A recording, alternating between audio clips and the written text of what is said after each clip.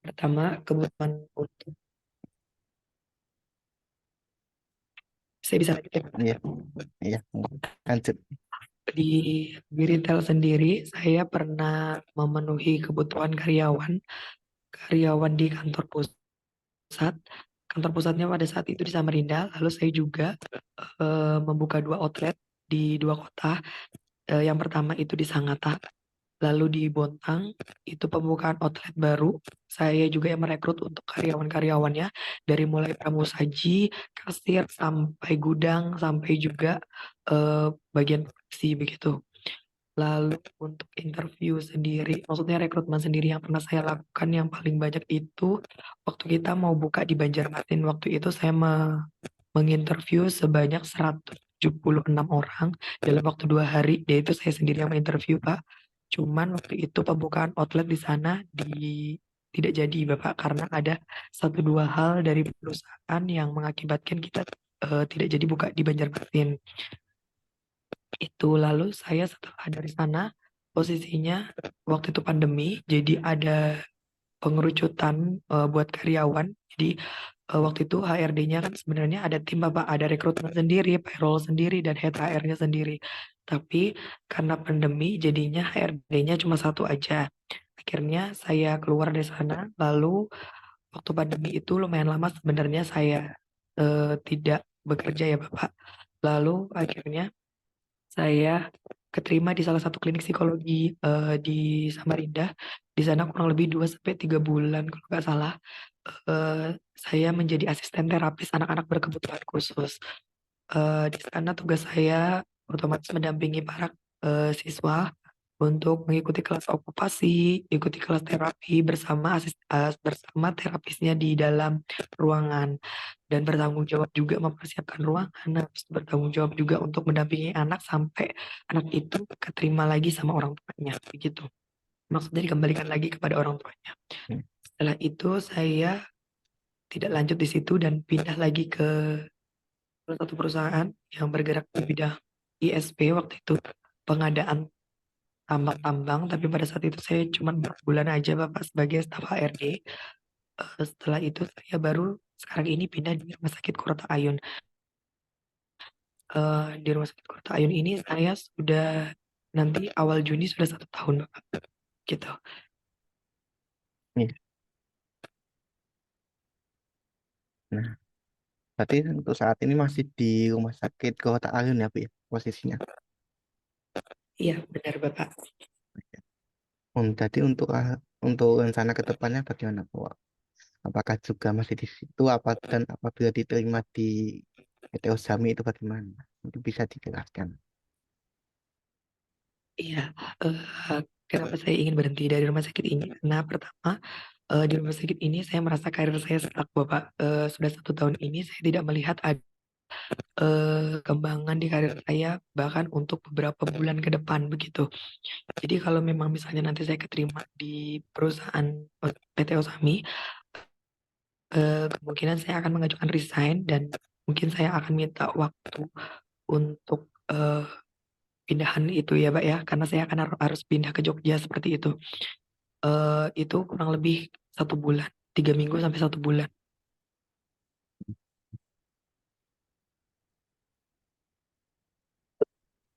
Nah, Bu, selanjutnya Ibu bisa eh, bercerita tentang pengalaman-pengalaman yang paling sukses menurut Ibu di perusahaan maupun di kehidupan seharian seperti itu. Oke, beberapa pengalaman saya Bapak ya, mungkin saya bisa ceritakan dari yang tadi waktu saya di UMKM tadi, di perusahaan retail. Di situ kan ada saya memenuhi kebutuhan untuk SDM. Setelah itu saya juga eh, pernah membacakan kasus Pak di situ. Jadi waktu itu karena di retail itu kan kita antar kota gitu Pak ya, distributor bahan-bahan jualan kami. Jadi otomatis kan ada driver, di mana driver-driver ini ternyata sudah menjadi incaran BNN pada saat itu Pak. Kami juga tidak tahu pada saat itu. Lalu BNN bekerja sama dengan kami dan kita atur skenario-nya seperti apa. Lalu BNN akhirnya bisa menangkap salah satu karyawan kami begitu Pak. Dan juga ada beberapa karyawan lagi yang ikut ikut apa ya istilahnya eh, ikut tertular kalau bahasa saya Pak. Ikut tertular dengan karyawan-karyawan yang sudah kena narkoba itu tadi. Meskipun berat waktu itu buat saya karena otomatis saya untuk mencari leader baru. Kebetulan pada saat itu karyawannya adalah leader. Untuk mencari leader baru itu kan tidak gampang Pak. Jadi tapi kita kembali lagi kepada peraturan perusahaan. Kalau misalnya kita pertahankan meskipun pekerjaannya baik, ini akan merembet kemana-mana dan bisa mempengaruhi hal buruk bagi karyawan-karyawan. Jadi mau tidak mau kita harus putus kontrak. Ada beberapa juga karyawan yang akhirnya di PHK dengan apa ya Pak, istilahnya dengan kejadian-kejadian yang sebenarnya tidak tidak dilakukan begitu. Maksudnya itu bertolak belakang dari visi misi perusahaan sendiri begitu. Lalu untuk di saya juga pernah ini Pak, apa namanya, menyelesaikan permasalahan karyawan-karyawan. Karena biasanya karyawan-karyawan ini,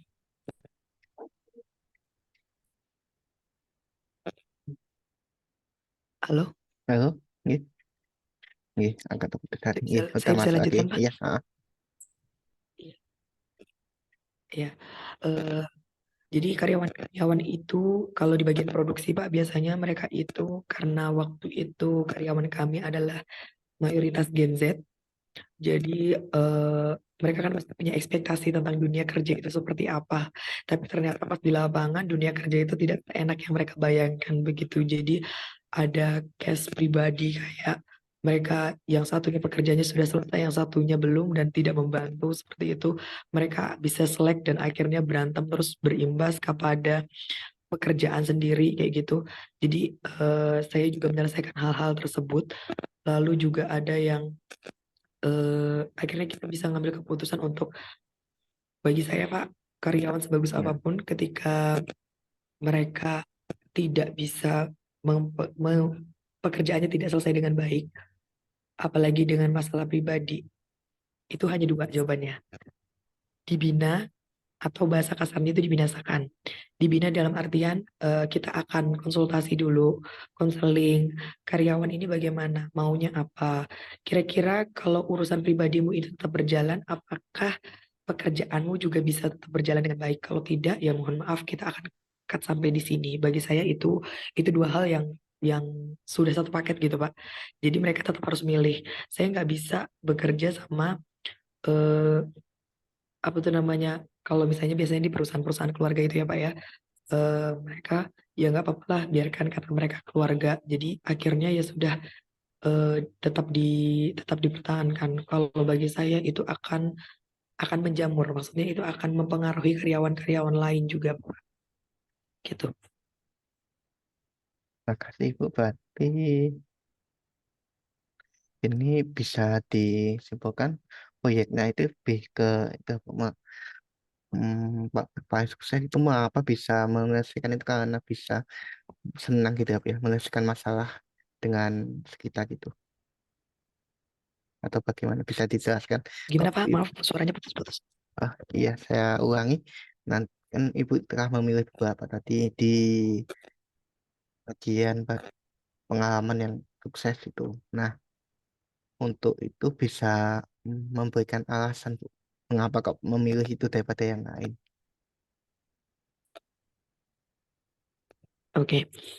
Eh, Pertama mungkin sebenarnya dari background mungkin saya sama yang lain juga sama ya Pak ya dari psikologi mungkin terus ada beberapa mungkin karyawan apa kandidat lain juga punya pengalaman yang kurang lebih sama tapi buat saya sendiri eh, saya itu biasanya kalau mau menyelesaikan masalah apalagi masalah karyawan saya nggak bisa ngelihat dari satu titik sudut pandang saja Pak saya biasanya akan melihat dari berbagai sudut pandang sampai akhirnya ada keputusan yang bisa saya ambil begitu.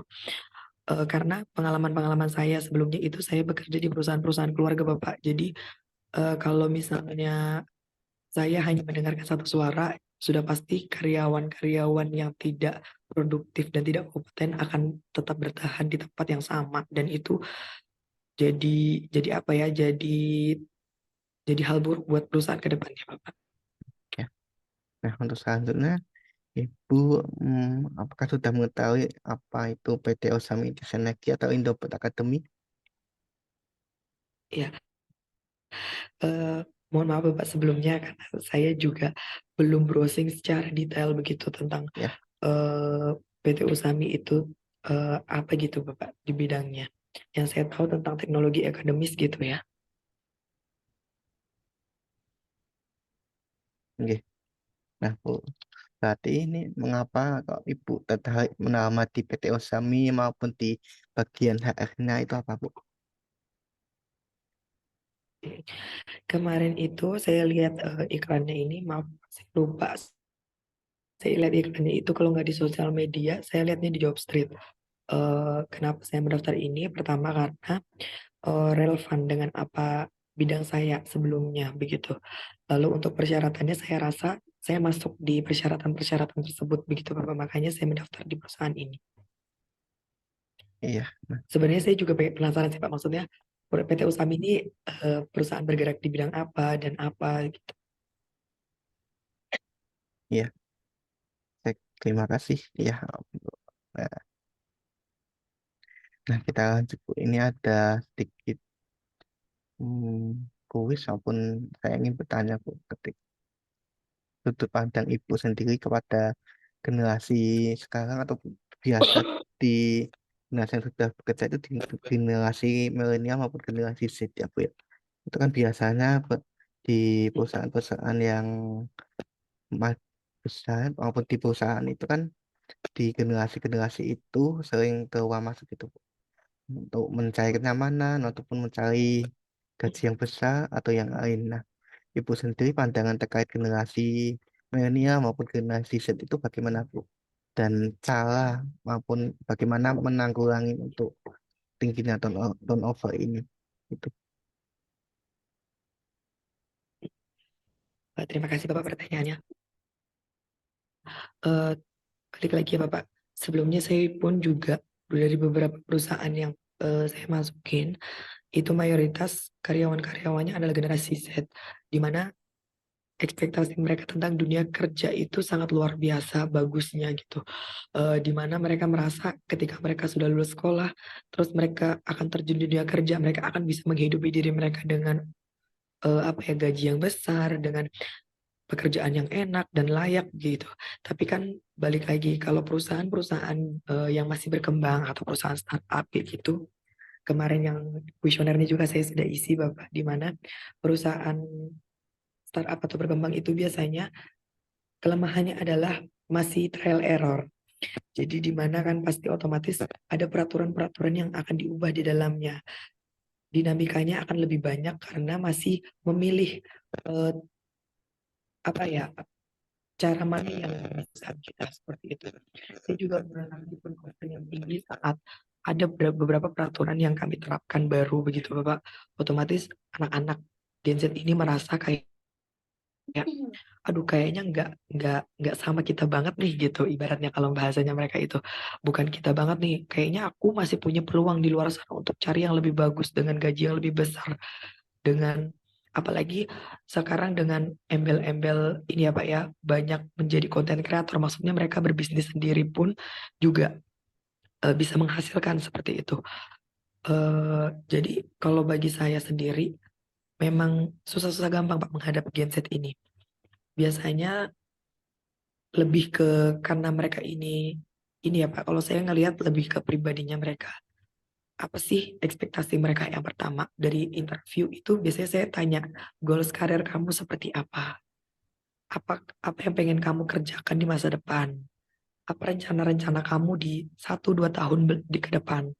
Apakah kamu pengen berkarir di bidang apa dan seperti apa? Saya bertanya seperti itu ketika mereka sudah menjelaskan, dan mungkin itu bagi kita beda sama budaya perusahaan kita. Saya akan tanya balik, ketika nanti kamu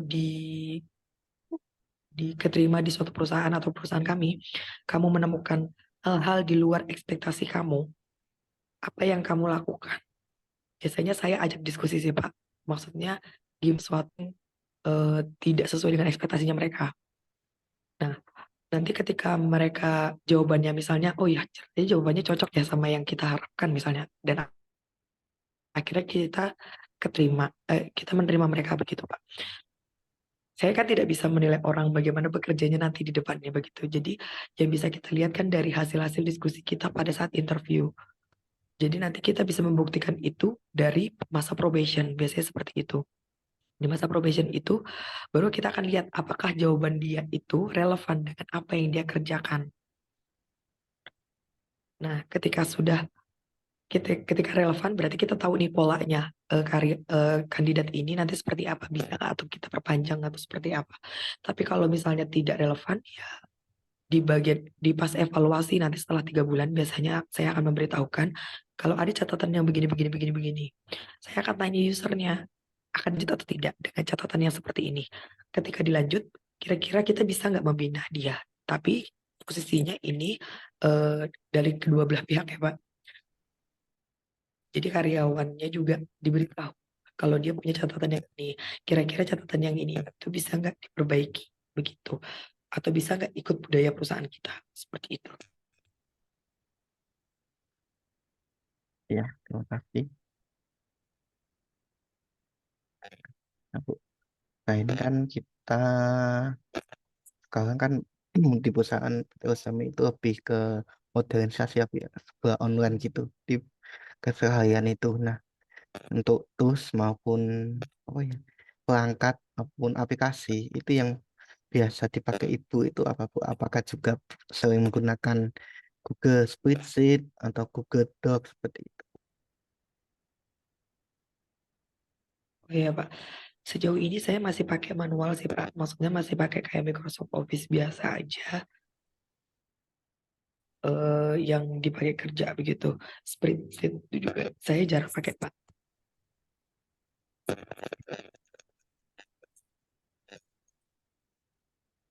Berarti lebih ke Excel ya Bu ya? Iya Pak. Nah, iya. Nah, nah, untuk berarti sekarang kan di Mesir masih di Samarinda ya Bu ya? Heeh. Di tadi 1 sampai 2 bulan ya nanti Iya benar. untuk rencana itu bagaimana Bu ke kantor itu jika harus WFO di Yogyakarta. Jadi gini Pak, domisili saya kan memang di Samarinda. Tapi Mm-mm. kalau untuk sebenarnya saya masih punya rumah nenek saya Pak di Klaten. Oh, Tapi kalau saya lihat ini kalau misalnya PP dari Klaten ke Sleman itu juga kayaknya lumayan ya Pak ya. Jadi mungkin nanti itu saya lihat dulu sih Pak kondisinya. Sikonnya untuk domisili itu yang jelas saya pasti akan pindah ke Klaten. Dari Klaten nanti saya PP ke Sleman atau saya mungkin ngekos di daerah kantor juga. Itu nanti saya mungkin akan lihat kondisinya Pak. Tapi yang jelas kalau pindah memang saya akan pasti pindah karena saya punya rumah di sana, punya rumah nenek. masih. Nah, Bu, itu cukupkan dari saya. Apakah Ibu ada pertanyaan yang lain sebelum saya akhiri? Iya, terkait dengan ini Pak. Eh, ini kan nanti prosesnya kan habis ini kalau saya boleh tahu nanti berarti ada interview lanjutan ya Pak ya. Iya, benar Bu. Nanti interview dengan user, habis itu lalu offering maupun OJT jika ada dari pihak manajer seperti itu Bu. Oke, Ini, gini, saya kan posisinya kayak tadi Pak. Saya ada posisinya harus pindah dulu gitu Pak, mengajukan resign lalu ya, pindah kota seperti itu. Kira-kira itu gimana ya Pak ya? ya untuk seleksi di Dan saya kan minta waktunya tadi ya, requestnya sekitar 1 bulan. ya nanti saya akan melaporkan ke pihak user itu kurang lebih ditunggu waktu dari 1 sampai 2 minggu. Nanti apabila cocok dan user menghendaki akan kami kabari melalui WA maupun melalui grup WhatsApp seperti itu, Bu. Ya, Hmm. Sama saya boleh tanya lagi Pak, iya, eh, terkait budaya perusahaan di PT Ozami itu seperti apa? Terus kayak sistem kerjanya seperti apa sih Pak? Ya, oke. Untuk budaya kerja kita mengharap dengan namanya ada budaya super. Itu yang pertama service excellence, itu yang kedua ada unik, yang ketiga profesional, yang keempat itu mampir untuk empati, dan terakhir itu itu religius. Nah, biasanya kita menerapkan kelima itu dalam keseharian. Salah satunya di prinsip religius itu ketika kita pagi hari ada doa bersama dengan semua karyawan, direksi, manajer di ruang depan gitu. Dilanjut dengan 3 pagi terlebih dahulu kurang lebih dari jam tengah 8 sampai jam tengah 9 itu untuk budaya kerja biasanya. Nah, untuk jam kerja sendiri nanti bisa tengah 8 itu harus standby untuk tiba di kantor dan setelah itu akan melakukan doa pagi tadi diakhiri dengan pukul 4 sore. Namun sebelum mengakhiri biasanya ada evaluasi harian. Untuk evaluasi itu kurang lebih dilaksanakan 30 sampai 60 menit. Di mana evaluasi ini akan mengevaluasi kegiatan satu hari kita di kantor dan akan merencanakan plan untuk di hari berikutnya. Seperti itu, Bu. Untuk hari kerjanya sendiri di hari Senin sampai dengan Jumat, 5 hari kerja. Seperti itu, Ibu.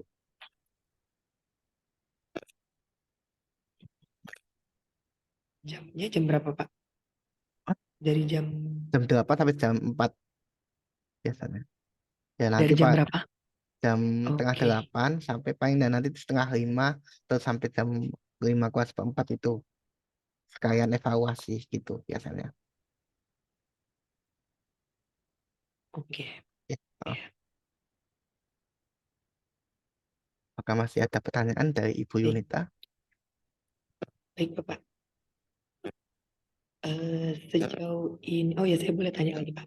Hmm. Karyawan di sana kira-kira berapa ya, Pak, jumlahnya? Kira kurang lebih 20-an di sini dan mayoritas anak muda seperti itu, Bu. 20-an ya, Pak? Ya, bis- ya, exact. Terdengar? 20 orang ya, Pak? Ya, benar. Ya, apakah ada yang pertanyaan lagi, Bu? Sama ini, Pak, saya mau tanya. Mm-mm, Ini kan dicarinya HR rekrut ya, Pak ya. mm-mm. Untuk HRD-nya sendiri itu ada tim gitu atau cuma satu orang aja, Pak? Untuk sekarang di HRT masih saya sendiri, Bu. Nanti ke depannya mungkin akan lanjut di Equipment maupun di HR Generasi seperti itu, Ibu. Nanti sesuai dengan Oke, apa yang ya, dibutuhkan oleh ke perusahaan itu mungkin. baik, Ya, baik, Bapak. Terima kasih. oh ya. Untuk Ibu udah selesai Ibu pertanyaannya? Cukup? Oke, Ya, sudah Bapak cukup ya. Dari saya juga sudah sejauh cukup. ini. Terima kasih atas perhatian Ibu Yunita.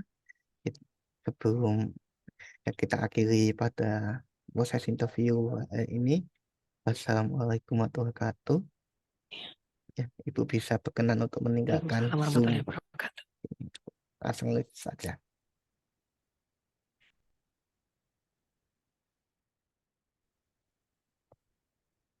Baik, Pak. Terima kasih. Iya.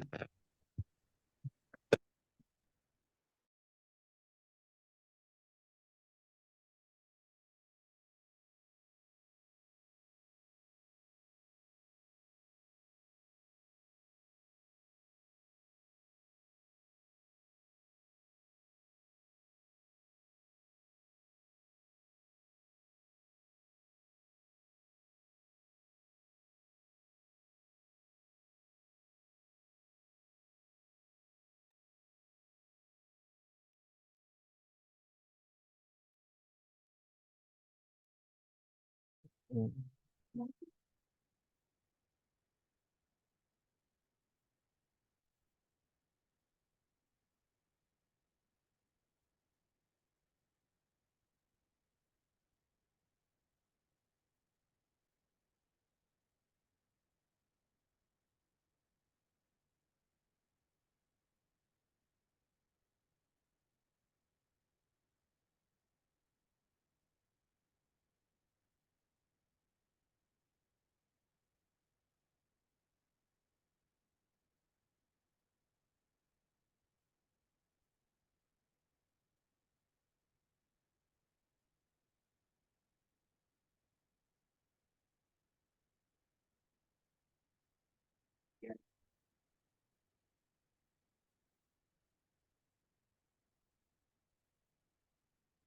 Halo Bapak, ya bisa kan terlebih dahulu. Siap.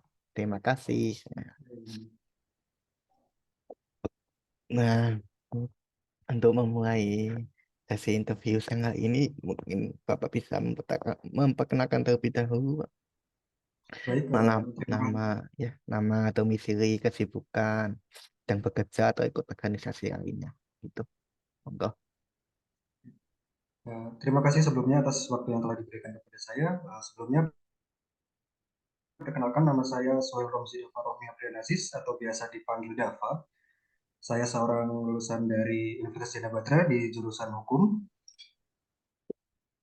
Selama saya berkuliah, saya aktif di organisasi kemahasiswaan, di mana saya dipercaya untuk menjabat sebagai Ketua Divisi Legislasi di Dewan Perwakilan Mahasiswa pada periode 2021 hingga 2022. Kemudian selama saya berkuliah juga saya aktif magang di instansi pemerintahan maupun di lembaga hukum. Untuk di instansi pemerintah sendiri saya pernah magang di sekretariat daerah di bagian hukum, tepatnya di divisi staf perundang-undangan. Kemudian saya juga pernah magang juga di LBH Yogyakarta maupun di LBH Pandawa. Dan juga untuk pengalaman magang lainnya, saya pernah magang di CV Selaras IT Center sebagai staf HRD. Kemudian juga setelah saya lulus, untuk pengalaman kerja saya pernah menjadi Customer Success Specialist pada tahun 2021 hingga 2022. Kemudian untuk pengalaman kerja saya yang terakhir, saya sebagai HRD di cpheavenly.co. Untuk kesibukan sehari-harinya saat ini, saya sedang mempersiapkan diri untuk mengikuti PKPA kebetulan di bulan depan. Gitu, Ya, Bapak. oh, terima kasih. Berarti untuk saat ini masih di HAD atau udah keluar, Pak? Oh, saya sudah berhenti bekerja karena saya pulang ke Oh, saya di Banyumas. di Banyumas, ya.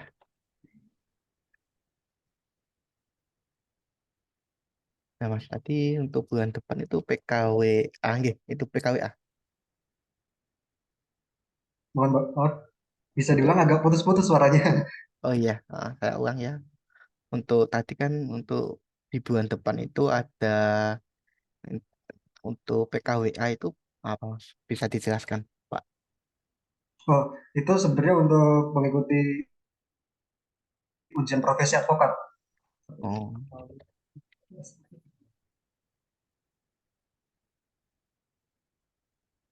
itu berapa lama, Mas? Itu berarti biasanya. Untuk prosesnya sendiri kurang lebih hanya memakan waktu 2 minggu saja. Oh,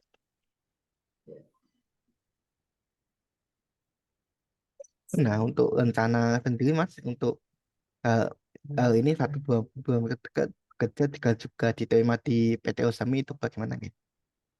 Mohon maaf, bisa diulang agak agak sedikit putus-putus dari tadi. Ah, tadi putus ya, baik, saya ulangi. Jadi kan Mas untuk 2 minggu ke depan, eh untuk bulan depan itu ada eh, untuk ujian profesi avokat ya. Itu nanti kan Ya, di juga diterima di PT Osami di Senagi. Itu rencana bagaimana, Mas? oh, ketika apabila nanti saya diterima seperti itu di Mm, PT Asal Inti Sinergi ini, untuk proses ujiannya sendiri setiap weekend seperti itu, Bang. Jadi masih bisa memungkinkan untuk fleksibel seperti itu.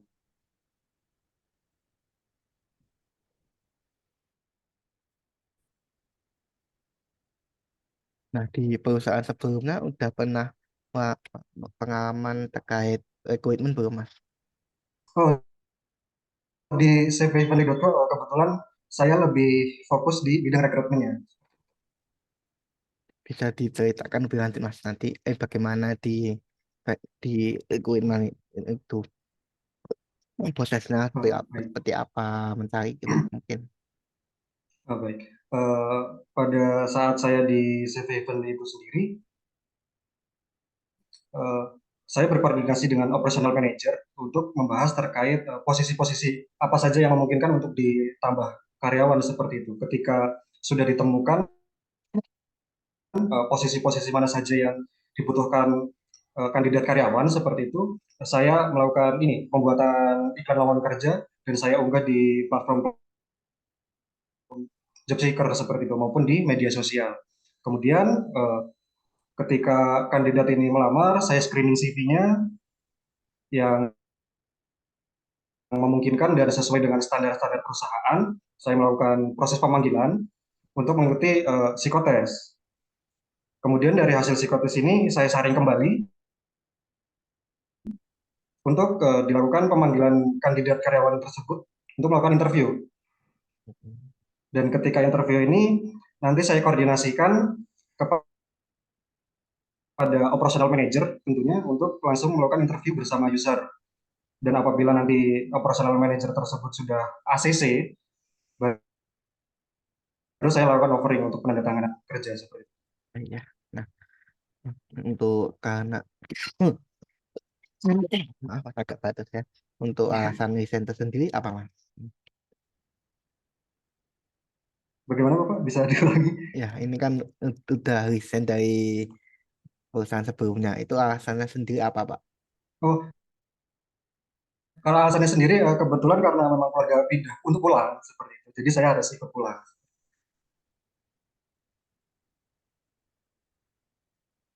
Tadi pulang dari domisili mana Dan juga perusahaan untuk Mas? alasan bagaimana Bapak?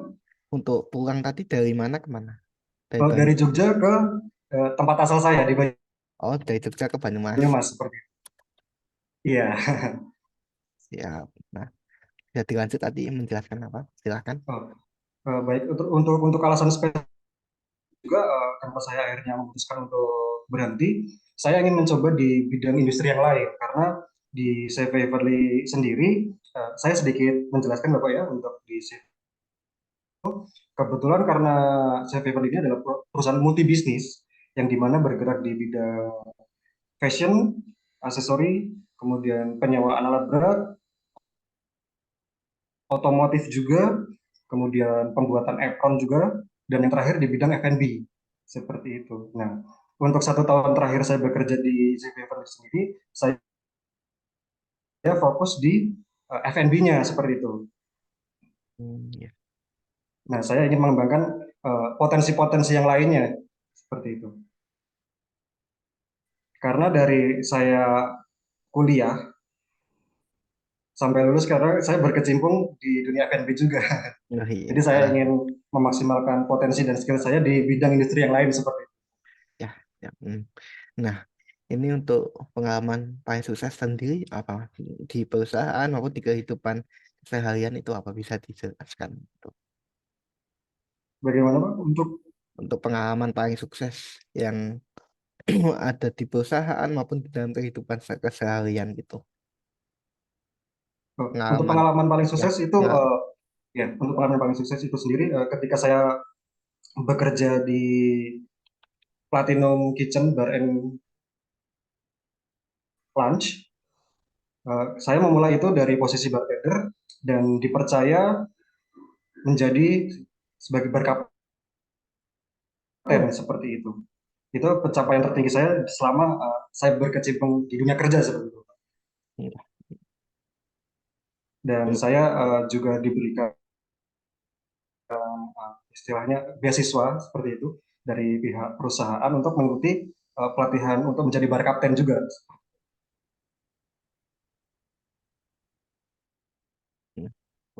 Nah, berarti mengapa Mas kok memilih itu Mas daripada pengalaman yang lain? Uh, karena saya berangkat dari seorang lulusan SMA yang betul-betul masih buta terkait soal dunia kerja seperti apa dan saya mulai belajar dari nol yang belum tahu apa-apa hingga menjadi apa-apa seperti itu. Jadi saya benar-benar mau merasakan peningkatan skill saya, kemudian pengetahuan saya, juga profesionalisme saya dan juga tanggung jawab saya seperti itu. Nah, untuk Bapak sendiri udah mengetahui di apa itu PT Osami Intisan Negeri ataupun Indobot Academy. Ya, sudah sering Iya. mendengar. Bisa jelaskan itu apa Mas? Perusahaan apa? Baik untuk untuk PT Ozami Sinergi sendiri adalah sebuah perusahaan yang bergerak di bidang edukasi tentunya, di mana brandnya itu sendiri dinamakan Indobot Academy. Untuk produknya sendiri itu ada kelas online, kemudian ada sertifikasi profesi, kemudian ada corporate trainer, hingga bootcamp imersif. Dan juga untuk value-nya sendiri dari PT Ozami Sinergi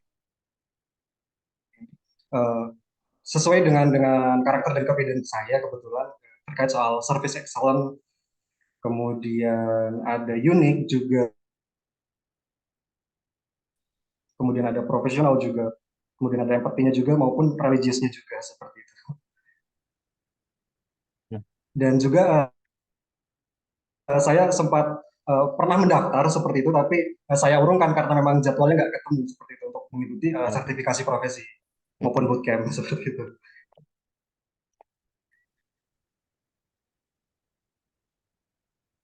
nah, yang mendasari ketertarikan untuk berkecimpung di rekrutmen apapun di Indopet Academy itu apa, Mas? Untuk minat saya kenapa saya mengikuti memilih di Kedai Inggris sendiri, seperti yang sudah saya jelaskan, saya ingin mengembangkan potensi dan skill saya di bidang industri yang lain, dan saya ingin memaksimalkan potensi yang saya miliki untuk memberikan kontribusi yang terbaik tentunya apabila saya diterima di Kedai Inggris Energi ini, dan kemudian juga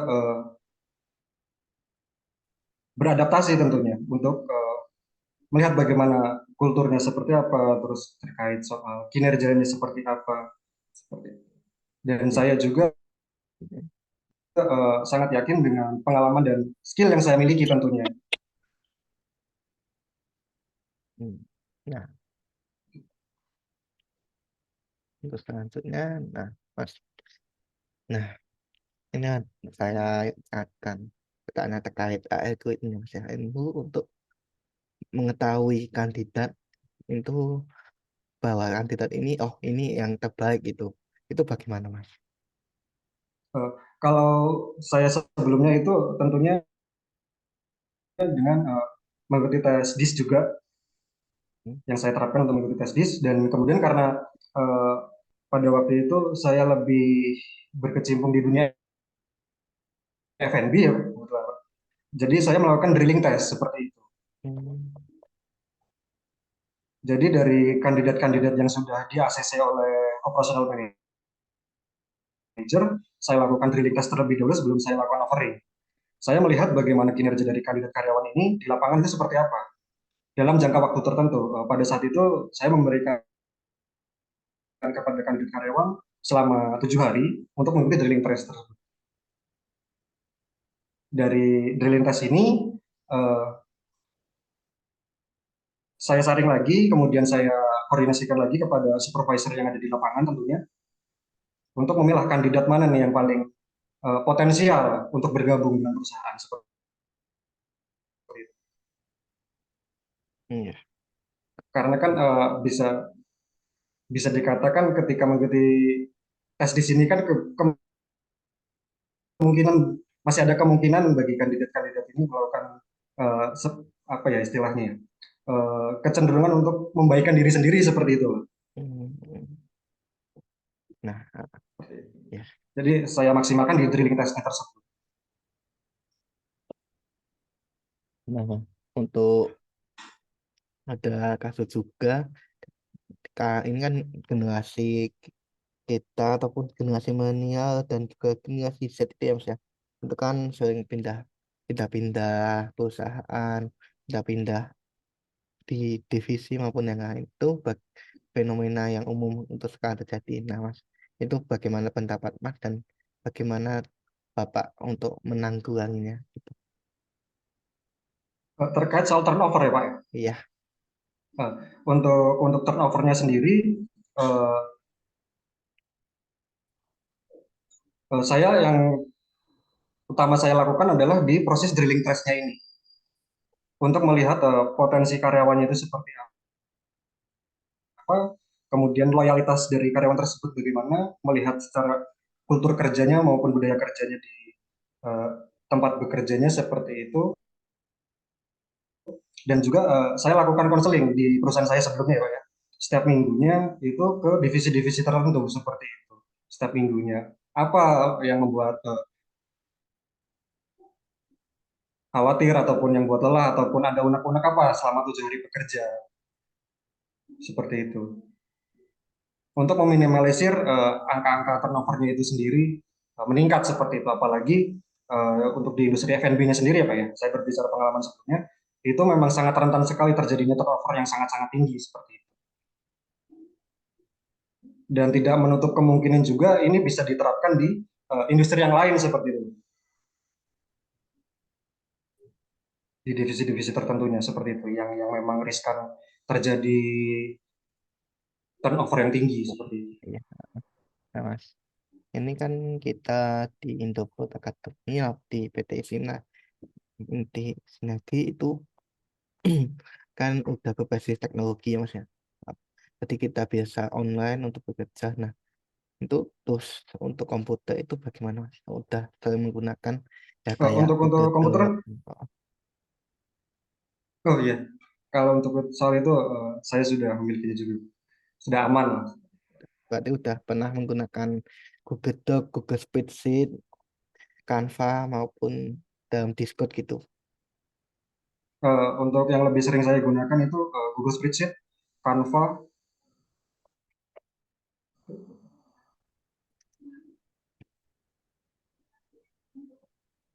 Nah, Mas,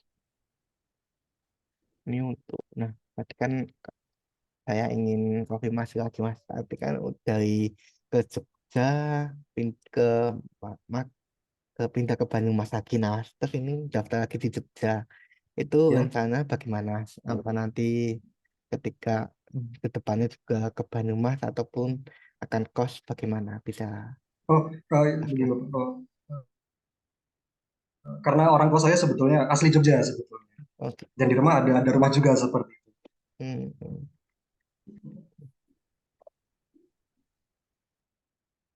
Jadi ini pulang memang dalam rangka sudah lama tidak pulang seperti itu sebetulnya. Oh, Karena memang rumah ditinggal dan sebagainya, tidak terawat dan sebagainya. Jadi, tapi apabila nanti saya diterima di perusahaan Petra Sami di Sinergi ini, tentunya saya akan pulang lagi seperti itu.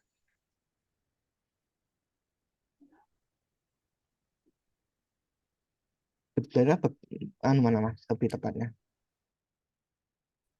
Saya di Jalan Magelang, Pak. Oh, sama. Iya. Iya, dia udah. Oh ya, makasih. Terus sebelum saya akhiri untuk proses interview pada siang hari ini, apakah ada pertanyaan terlebih dahulu? Baik, untuk nantinya Pak, izin saya bertanya Iya. terkait tentang job desk spesifiknya sendiri, hal-hal apa saja nih Pak yang memang dibutuhkan nantinya seperti itu di Petra Sami di Sinergi ini, apabila nanti saya diterima kerja seperti itu. Oh iya, saya akan jelaskan. Apakah memang sedang membutuhkan banyak kandidat atau bagaimana Pak? Nah, untuk di HR sendiri nanti job desk maupun ya akan dilaksanakan itu ya kurang lebih terkait di proses recruitment itu bisa mulai dari membuat poster, iklan, dan menyebarkan di lowongan-lowongan di akun-akun iklan maupun di Facebook, di Telegram seperti itu, dan melaksanakan end-to-end recruitment sampai dengan proses offering gitu Mas di recruitment. Nah, kurang lebihnya seperti itu. Nanti juga akan kerjasama di baik dengan direksi, manajer marketing maupun manajer operasional terkait kebutuhan karyawan baru seperti itu Pak. Untuk jam kerjanya sendiri Bapak, Oh ya. apakah tetap Senin hingga Jumat atau tidak menutup kemungkinan pada weekend pun masuk juga seperti itu? Nah, untuk jam kerja sendiri nanti bisa di jam kerja itu pukul tengah 8 dan sampai jam 4 sore itu Senin sampai Jumat itu, Dan biasanya dimulai dengan zikir pagi dan ditutup dengan evaluasi di jam 4 tersebut. Biasanya saat 30 sampai 60 menit evaluasi. Nah, untuk Sabtu Minggu kita libur gitu, Mas. Terus nantinya Pak, apabila saya diterima seperti itu, fasilitas-fasilitas apa saja yang akan saya dapatkan seperti itu, selain terkait dengan BPJS tentunya. Ya, nanti ada tentunya uang transport dan tunjangan kinerja itu seperti itu, Pak, di PKWT nanti ke depannya. Oh, baik. Apakah ini Pak, ada terkait soal main job-nya sendiri, khususnya di HR ini, apakah ada perjalanan-perjalanan dinas seperti itu? Nah, untuk sekarang belum ada, nanti ke depannya kemungkinan bisa juga terjadi ketika memang dibutuhkan rencana ke luar kota seperti itu, Pak. Oh, baik. Ya, apakah Sudah masih? sudah sudah sangat jelas, Pak. Iya, udah. Ya, Nah, sudah sangat jelas. untuk karena udah jelas dan menghemat waktu juga karena masih ada satu kandidat, saya cukupkan pada siang hari ini ya, Mas ya. Wassalamualaikum warahmatullahi Baik, baik. wabarakatuh. Baik, terima kasih Bapak. Mas bisa meninggalkan di Zoom terlebih dahulu. Ya, terima kasih. Baik, terima kasih Bapak. Ya.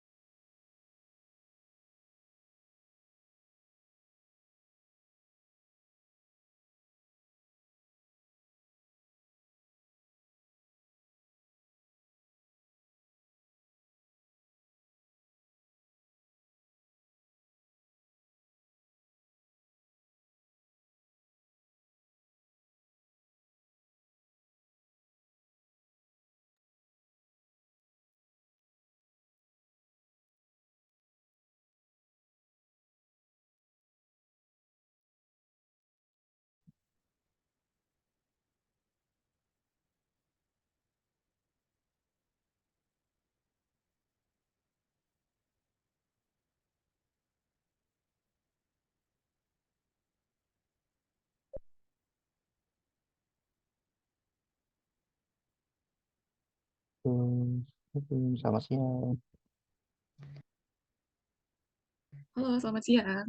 Ya, nah untuk memulai tes interview pada siang hari ini bisa dijelaskan lebih dahulu untuk perkenalan diri bisa dimulai dengan nama, domisili, kesibukan saat ini, dan apakah masih bekerja ataupun udah resign maupun mengikuti di organisasi lainnya seperti itu. Baik, sebelumnya terima kasih Pak Sri Agung. Perkenalkan, saya Ferawati Fajrin, biasa dipanggil Vera. Usia saya 27 tahun, domisili saya di Jalan Seturan Raya, Maguwo Harjo, Depok, Sleman. Untuk kesibukan saat ini, saya masih sibuk untuk mencari pekerjaan karena kemarin saya baru saja resign dari perusahaan sebelumnya di bulan April 2024. Untuk pengalaman kerja saya, kemarin yang pertama, saya pernah bekerja di PT Restoku Andalan Indonesia, di mana perusahaan tersebut adalah startup yang bergerak di bidang aplikasi kasir. Di sana saya sebagai HR Talent Acquisition selama September 2022 sampai Desember 2022 dengan job desk melakukan rekrutmen dan seleksi karyawan, melakukan absensi dan penggajian, kemudian melakukan mengurusi database karyawan sampai ke administrasi personalia. Kemudian saya resign dari sana karena perusahaan tersebut mengalami masalah finansial yang menyebabkan perusahaan itu harus tutup. Setelah itu, di bulan Februari 2023 sampai April 2024, saya bekerja di PT Salatnyo Indonesia, di mana Salatnyo ini adalah startup yang bergerak di bidang F&B. Di sana saya sebagai HR recruitment dan trainer dengan job desk melakukan proses seleksi dan rekrutmen karyawan, mulai dari membuat job description dan job spesifikasinya, membuat flyernya, kemudian memposting lokernya, sortir CV, wawancara, sampai kepada tahap offering letter. Kemudian di sana juga saya bertugas untuk mengelola database karyawan, melakukan administrasi juga. Selain itu, saya juga bertugas untuk melakukan training pada karyawan baru maupun karyawan lama, di mana saya bertugas mulai dari merencanakan program training, membuat modul training, melakukan training itu sendiri, sampai pada tahap penilaian hasil training. Nah, training tadi biasanya kita tuh trainingnya lebih ke training operasional perusahaan, operasional store, karena staff pun harus tahu terkait operasional di store. Seperti itu. Saya resign dari Salatnyo karena saya ingin bergabung ke perusahaan lain selain di bidang F&B, karena dua pengalaman kerja saya sebelumnya itu di bidang F&B. Jadi saya tertarik untuk mencoba pekerjaan lain di luar bidang F&B. Seperti itu.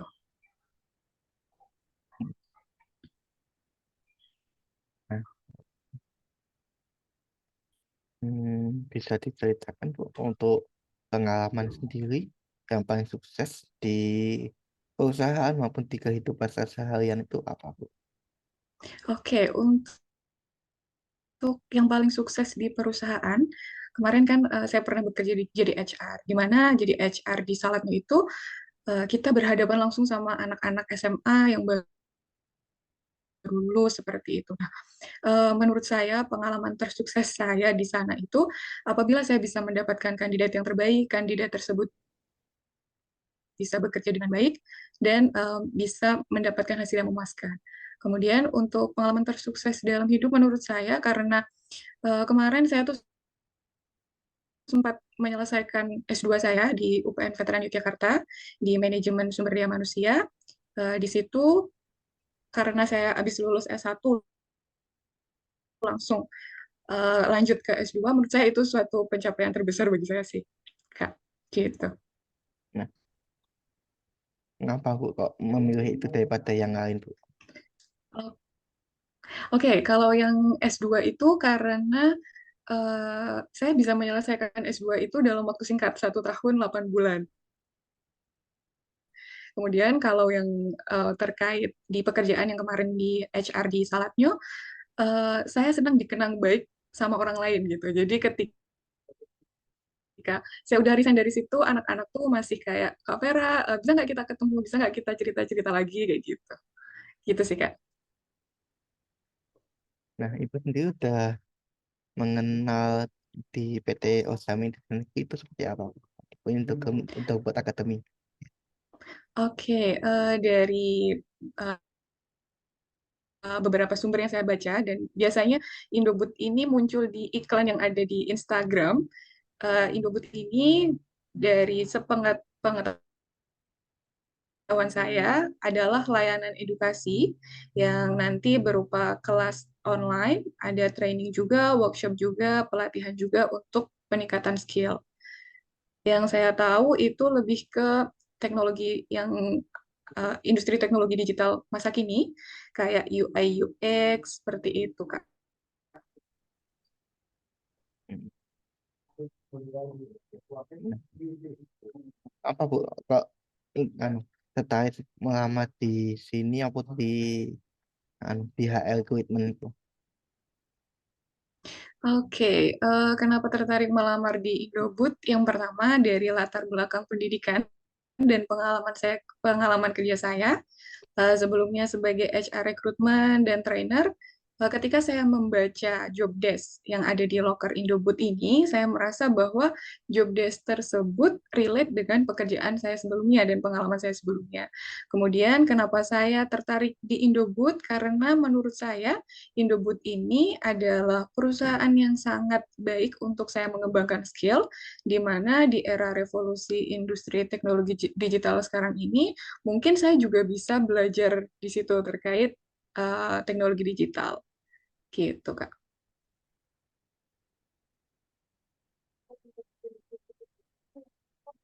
Ini ada pertanyaan Bu mengenai gen milenial, Bu. Generasi milenial untuk di generasi Z, nah, Bu. Ini kan biasa dikenal dengan turnover yang tinggi. Itu fenomena Iya, ini, bagaimana pandangan Ibu dan bagaimana cara menanggulanginya itu? oke. Di perusahaan saya sebelumnya, Kak, di bidang F&B, karena rata-rata di sana itu karyawannya milenial juga, Gen Z juga, turnover di sana itu juga sangat-sangat tinggi. Nah, gimana cara kita agar turnovernya menurunkan turnover tersebut? Menurut saya Gen Z itu dia butuh pengakuan ketika pekerjaan dia bagus dan diakui bagus oleh rekan kerjanya, itu akan menumbuhkan semangat. Ya udah, dia nggak bakal resign dari tempat kerja tersebut karena udah nyaman dengan rekan kerjanya yang saling ngertiin dia kayak gitu. Gitu sih, Kak. Kemudian kalau kemarin di Salatnyo, ketika turnover tinggi, kita kan kadang butuh karyawan banyak dan dalam waktu cepat. Biasanya saya menanggulanginya dengan sering-sering kita ngebuka loker tersebut. Jadi kita punya database calon-calon karyawan yang masuk. Jadi ketika ada karyawan yang resign, kita udah punya nih istilahnya itu karyawan-karyawan baru yang bisa kita ambil kayak gitu, Kak. Nah, Bu. Untuk ya, untuk mengetahui kandidat ini yang kita pilih itu bisa terbagi itu bagaimana sistemnya dari itu sendiri. Oke, Oke, biasanya yang pertama kita pakai psikotes dulu. Kalau yang di Salatnya kemarin kita pakai DISC sama tes Kavlen. Kalau kita lihat di dua tes tadi itu hasilnya bagus dan cocok dengan peraturan perusahaan dan cocok dengan perusahaan kita, kita lanjutkan untuk ke tahap wawancara gitu. Nah, sebelum itu juga kita harus melihat CV-nya, apakah kandidat tersebut sejalan nggak sih CV-nya atau pengalaman kerjanya dengan job desk yang kita cari sekarang dan job spesifikasinya. Kalau sejalan, kita lanjutkan ke tahap wawancara. Nanti setelah wawancara, di wawancara itu kita bisa melihat tuh keaktifan kandidat, kemudian apa ya, dia tuh tertarik nggak sih sebenarnya pengen kerja di kita, seperti itu. Gitu sih. Baik. Ah, terima kasih, Bu. Nah, Bu, ini kan di perusahaan ini biasanya, di perusahaan kita kan udah basis teknologi ya, Bu, yang Ibu ketahui ya. Itu untuk tools sendiri yang sering dipakai, yang pernah dipakai atau sering dipakai Ibu itu apa, Bu, yang bersifat online kayak Google Doc, Spreadsheet itu apakah pernah menggunakan? Oke, biasanya kita rata-rata pakai spreadsheet kalau di sana, sama Google Drive. Berarti udah sering menggunakan aneh tools-tools seperti ini apa ya? Iya, Oh, ya.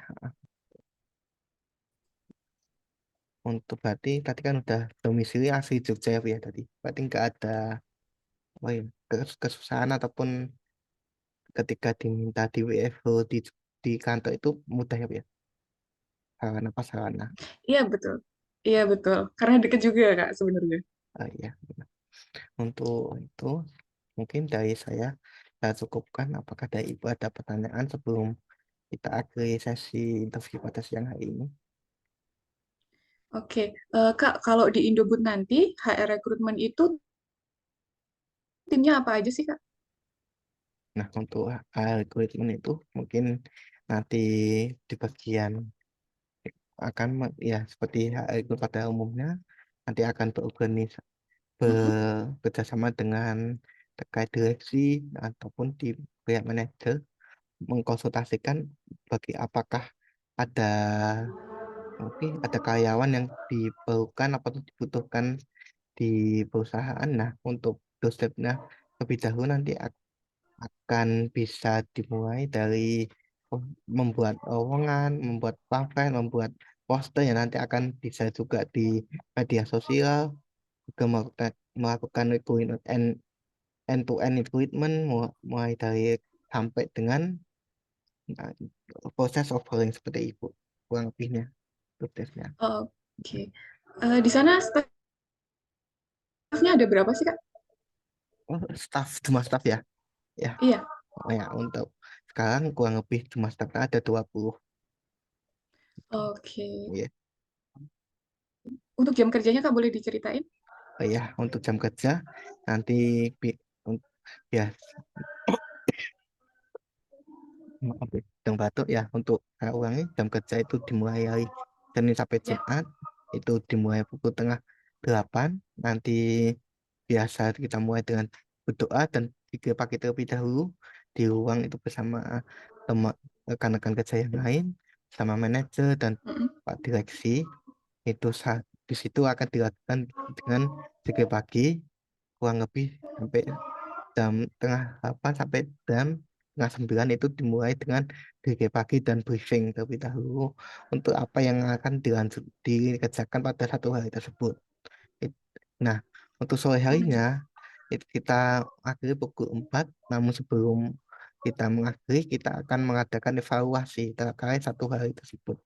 Nah, satu hari tersebut kita melakukan apa yang telah dilakukan itu dilaporkan kepada pihak manajemen pada hari itu juga untuk dilakukan evaluasi dan apa akan tindakan apa apapun rencana apa yang akan dilakukan di hari berikutnya seperti itu. Oke. Oke. Kemudian, Kak, untuk HR recruitment ini, rata-rata dia akan ngerekrut apa aja sih, Kak, biasanya? Untuk sekarang kemungkinan ada nanti di pihak CS itu ada customer service. Yang kedua nanti biasanya ada pelaksanaan itu di program edukasi seperti itu kurang lebihnya. Dan nanti juga ada pembuat materi seperti itulah kurang lebihnya. Oke. Yang terakhir, Kak, tahap rekrutmennya. Ini nanti apa aja, Kak? Nah, setelah recruitment pada yang hari ini nanti ditunggu 1 sampai 2 minggu saya laporkan ke pihak manajer user. Nah, habis itu kita akan melakukan wawancara user. Setelah user nanti kita akan melakukan offering maupun OJT jika diperlukan seperti itu. Oke. Untuk sistem kontrak kerjanya, Kak? Untuk kontrak kerja biasanya nanti 2 tahun itu sebagai kayak PKWT kontrak itu. Oke. Ada masa probationnya juga nggak, Kak? Nah, kok nanti kurang lebihnya ada OJT kurang lebih 2 sampai 1 bulan untuk timing. Oke. Oke. Cukup sih, Kak Agung. Ya, untuk karena udah cukup juga, ini juga mau udah siang hari untuk kandidat yang lain nanti jika ada ya untuk saya akhiri wawancara pada siang hari ini ya Bu ya. Ah, Wassalamualaikum warahmatullahi wabarakatuh. Ya. Bisa meninggalkan Zoom. Terima kasih atas kehadirannya pada kesempatan. Wa- Waalaikumsalam. Terima kasih, Ya, Kak Agung. Saya izin live room ya. ya.